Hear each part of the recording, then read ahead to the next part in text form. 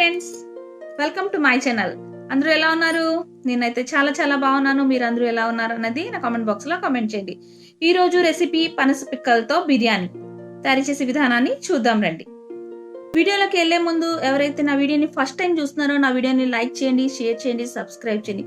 కింద bell icon ని click చేయండి. కింద బెల్ ఐకన్ క్లిక్ చేస్తే నేను పెట్టే ప్రతి వీడియో మీరు మిస్ కాకుండా చూడగలుగుతారు. పనస పిక్కలు, బంగాళదుంప, టమాటా, ఒక ఉల్లిపాయ, 4 పచ్చిమిరపకాయలు, ఒక గ్లాసు రైస్ అండి కడిగి పక్కన పెట్టుకోండి. కుక్కర్లో కొద్దిగా నూనె పోసుకున్నానండి. ఇప్పుడు ఇందులో జీలకర్ర, మిరియాలు, యాలక్కాయ, లవంగా, దాల్చిన చెక్క ఇవన్నీ వేసి చక్కగా వేయించుకుంటున్నానండి. లో ఫ్లేమ్లో వేయించుకోవాలి. ఇవన్నీ వేసుకున్న తర్వాత మనం కట్ చేసి ఉంచుకున్న ఉల్లిపాయలు, పచ్చిమిరపకాయలు వేసి బాగా వేయించుకుందామండి.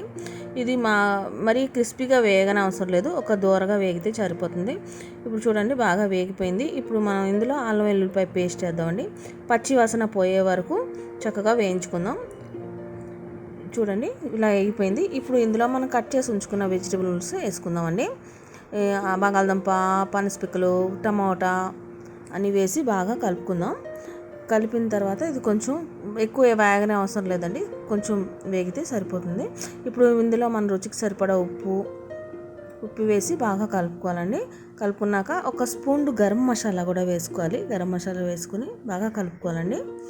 బాగా కలుపుకున్న తర్వాత చూడండి ఇలా తయారవుతుంది.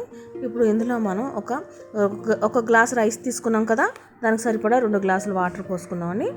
వాటర్ పోసుకుని బాగా కలుపుకుందాం. కలిపి ఇందులో మనం కడిగి ఉంచుకున్న బియ్యాన్ని వేసి బాగా కలుపుకుందాం. బాగా కలుపుకున్న తర్వాత ఇప్పుడు ఈ 2 విజిల్ కొట్టిస్తే సరిపోతుందండి రైస్. చూడండి 2 విజిల్ కొట్టించాను, ఇలా కనబడుతుంది. చాలా చక్కగా టేస్టీగా ఉంటుందండి రైస్ అయితే సూపర్గా ఉంటుంది. నాన్ వెజ్ బిర్యానీ కన్నా ఈ బిర్యానీ ఇంకా బాగుంటుందండి. చూడండి లంచ్ బాక్సులకి అయితే ఈజీగా ప్యాక్ చేసి మనం ఇలా పెట్టవచ్చు. పిల్లలు చాలా ఇష్టంగా కూడా తింటారు. పనస పిక్కలు బిర్యానీ చూసారు కదండి ఎంత టేస్టీగా యమ్మీగా ఉందో. ఇది చూడడానికి అయితే ఎంత బాగుందో, తినడానికి కూడా అంతే రుచిగా ఉంటుంది. పిల్లలు అయితే చాలా చాలా ఇష్టంగా తింటారు. యమ్మీ పనస పిక్కల బిర్యానీ రెడీ.